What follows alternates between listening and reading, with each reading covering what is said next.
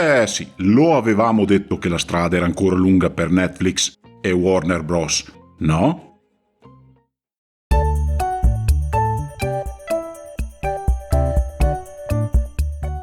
Benvenuti o bentornati sul mio canale, mi chiamo Greg e cerco di parlare di intrattenimento in modo non convenzionale, se ci riesco. Lo scorso 3 febbraio si è tenuta a Washington un'audizione che almeno sulla carta doveva essere tecnica, ma che in realtà dice moltissimo sul futuro dello streaming, dei contenuti e del potere delle grandi piattaforme.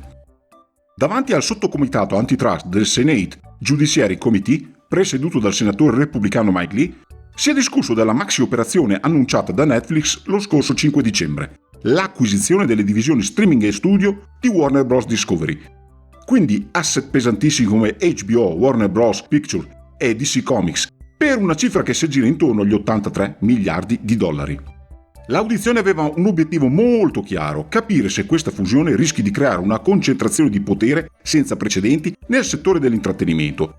Si è parlato di possibili problemi antitrust, del pericolo di un quasi monopolio sui contenuti, dell'impatto sui posti di lavoro nell'industria media americana, con il timore di taglio, riduzione di produzione, delocalizzazioni e ovviamente delle conseguenze per il pubblico, a partire dal rischio di aumenti dei prezzi per gli abbonati. È in questo contesto che si inserisce anche il momento più teso dell'audizione, l'interrogatorio del senatore Josh Hawley a Ted Sarandos, che va ben oltre la singola acquisizione e tocca un tema molto più ampio, cioè chi controlla davvero oggi l'industria dell'intrattenimento e con quali regole. Ho visto anche altri interventi, ma quello di Hawley è a oggi quello che fa riflettere maggiormente ed è suddiviso in 2 macro gruppi che affrontano appunto temi distinti ma che riguardano sempre Netflix e la possibile creazione di un behemoth dell'intrattenimento audiovisivo. Diamo un'occhiata al video? Thank you, Senator Shipp. Senator Hawley. Thank you, Mr. Chairman, for calling this hearing. Welcome to the witnesses. Mr. Sarandos, if I could just start with you, let's continue to talk a little bit about the labor impacts here, if we could. How many U.S.-based employees does Netflix currently employ, do you know? About 10,000. 10.000, ha detto 10.000. What about in production roles? Well, it's a fluid number, but we've had about 155,000 production jobs. How about now? On our originals. At any given time, I don't know the number exactly, sir. I can follow back with your staff, though. Fidati. Warner Brothers, how many U.S. production jobs? I don't have the exact number, but it would be, I would think, in the 8,000 range. Okay. Here's my question. If this merger goes through, what's your projection about the amount of domestic production, say 2 years from now? Is it going to be static? Is it going to decline? Our production is going to increase. Domestic production. Domestic production Employment. is going to increase. Most of our production is domestic, and it will continue to increase. E poi c'era la marmotta che confezionava la cioccolata. We've recently forecast our content spend, independent of this deal, to grow to $20 billion. That's a combination of licensing, producing. Now, those licensing dollars compel production as well. That's why it's hard to get an exact number. Let me show you the data here about U.S. production. Ed è in questo preciso istante che Sarandos capirà che non ne uscirà facilmente con promesse di dati comunicati successivamente e garanzia che i posti di lavoro saranno salvati. It's the red line here, starting from in 2021, you can see it is pretty much straight downward. There's been massive shift in production, as I think as Senator Schiff was alluding to just a moment ago, massive shift in production overseas to other foreign jurisdictions, leaving the United States. So will you commit to increasing domestic United States production and domestic United States production jobs? Did I hear you just say you would? Senator Hawley, absolutely. It's in our business plan. It's in our long-term operating DNA. And it can't not be funny. I will point out, sir, respectfully, that chart is Los Angeles. Yeah, but it is Los Angeles, but if you look at the data, it is reflective. This reflects all of U.S. production. U.S. production is not going up, right? But some of these jobs have moved. It's going Some of these down. jobs have moved to Yeah, New but the Jersey. overall numbers are going down, and this is exactly the concern of labor. Quel grafico proviene da un articolo di una nota rivista del settore che ha ampiamente parlato di questo problema della produzione a Hollywood, come abbiamo visto in altri video, ma anche del fatto che persino altri stati degli USA stanno progressivamente perdendo produzioni perché altri paesi hanno in primis incentivi migliori e in seconda battuta si può ancora lavorare tranquillamente con il DEI e incassare sovvenzioni senza problemi. Anzi, sono come al solito incentivate. Quindi, che Sarandos lo neghi e Hawley faccia finta di non saperlo, questa migrazione è stata causata dalla classe politica USA intera. Perché i costi in California sono diventati proibitivi e l'assurda fissazione dell'industria per un certo tipo di contenuti ha portato alla decisione dell'attuale governo nel tagliare ogni fondo governativo per il DI. Nessun problema per gli studios, migrano altrove dove possono continuare a farsi loro e vivere tranquilli. E se volete, parlerò dell'articolo in un altro video, fatemelo sapere nei commenti se vi interessa. Without objection, Mr. Chairman, I'd like to enter into a statement for the record from the Teamsters, who have major concerns about this deal, as does, frankly, pretty much every segment of labor, Mr. Sarandos. And what they all say is they're worried that you're going to cut residuals, which is effectively payments. You're going to cut production jobs. So let's just go through a few commitments here. Will you commit to using union labor for all domestic shoots? We do use union labor. Will you commit to using it in the future for all of your domestic shoots, if this deal goes through? Senator Hawley, we do use, this is the most unionized industry in America, and we use union labor on all our production. And you're going forward. I'm looking for a commitment. You have my commitment.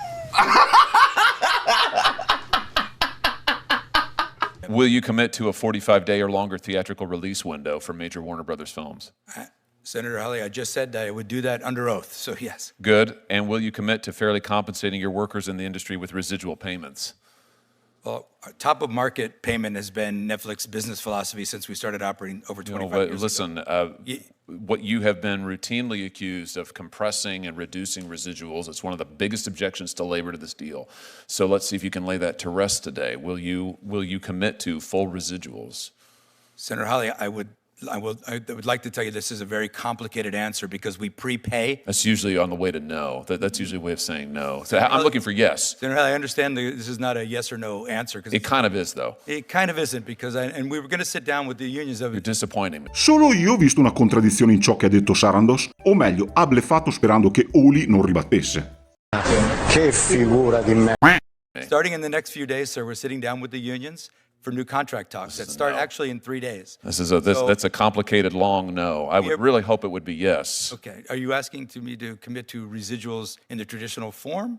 Because I don't think that applies in many cases. That's why I'm getting there. All right. Well, I think you've got some work to do on that, Mr. Sarandos, and I would hope that you'd reconsider your position before. Sono curioso di vedere queste negoziazioni come andranno a finire, perché si sente da tempo aria di nuovi scioperi da parte dei sindacati, Before my time expires, I want to ask you about something else related to children. Aia, ed è qui che Hawley parte all'attacco di Netflix e dell'industria in generale, e in modo molto mirato. Why is it that so much of Netflix content for children promotes a transgender ideology?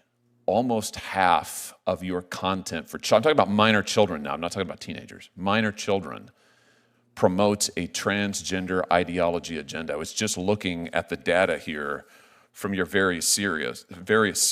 And what concerns me is just 2 days ago, a jury in New York awarded a former transitioner $2 million because she said that her psychologists and others pressured her into, they pushed on her an ideology that proved to be extremely detrimental. I'm sure you know that in the UK, the National Health Service in the UK has said that they're not going to perform transgender surgeries or any longer so-called gender-affirming care for minors, including in counseling, because it is so incredibly detrimental.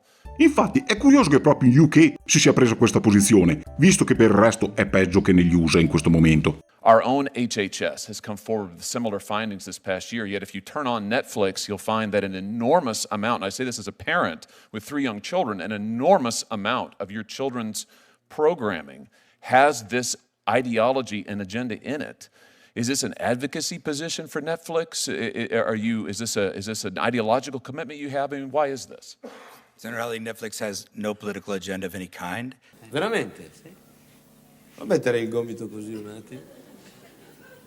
Ma va! I would tell you that. Well, then why is your children's program so full of this highly sexualized, highly controversial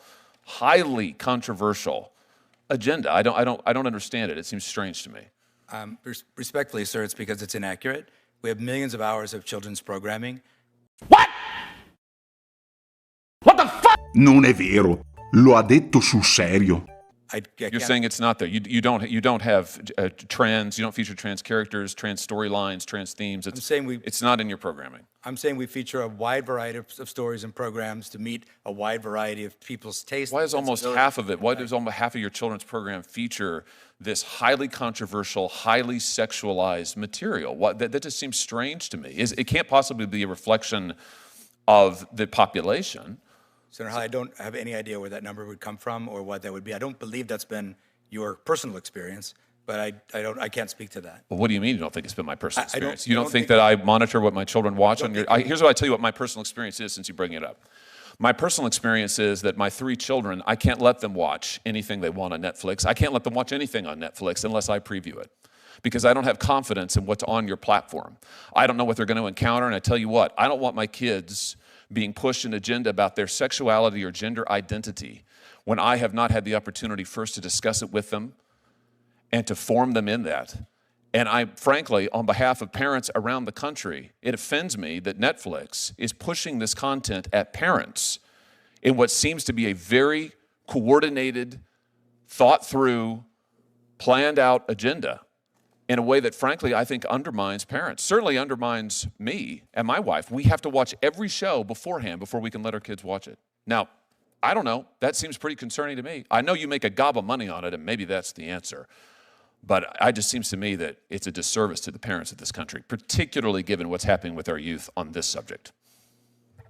So, Senator, if I may answer, like I said, we have millions of hours of content on Netflix at any given time. We have state-of-the-art tools for you to manage those choices for your children and to block any title that you might be offended by for any reason. So we are parents at Netflix as well. We share all your concerns about raising kids and also the ability to raise them as you see fit in your household and anyone else's household as well. My concern is that you don't share my values or those of many other American parents, and you want the United States government to allow you to become one of the largest, if not the largest, streaming monopolist in the world. I think we ought to be concerned about what content you're promoting. Thank you, Mr. Chair. Thank you, Senator Hawley. Insomma, in questo intervento abbiamo chiaramente visto che c'è una forte richiesta affinché Netflix definisca le proprie posizioni su ciò che accadrà dopo l'eventuale acquisizione di Warner, perché diventerà davvero quasi un monopolista dell'intrattenimento, se già non si può considerare tale, in grado di superare persino Disney e Amazon. Giustamente, come ho sempre fatto anch'io, ci si chiede cosa ne sarà dei lavoratori, che vedono ogni giorno delocalizzare l'industria in cui sono impiegati. E questo grazie alle folli politiche interne e alle altrettanto folli e inutili contromisure che si sono prese, e che si sono rivelate dannose oltre che inefficaci. Tutte le produzioni sono ormai nel Regno Unito e anche nei paesi dell'Est Europa. Agli studios non è cambiato nulla, ai loro dirigenti neppure. Chi ci sta rimettendo sono sempre solo i lavoratori in fondo alla piramide, e ci stanno rimettendo pure gli spettatori, vista la qualità. Comunque, fatemi sapere la vostra nei commenti. Grazie per essere rimasti fino qui, e se vi è piaciuto questo video considerate di lasciare un like, un commento o di iscrivervi al canale. Sarebbe molto apprezzato. In caso contrario, grazie comunque per avermi fatto visita. Alla prossima! Perché non è il tempo e non è il luogo per parlarne. Chiudiamo i social, spegniamo il computer, accendiamo le luci e usciamo dal salotto.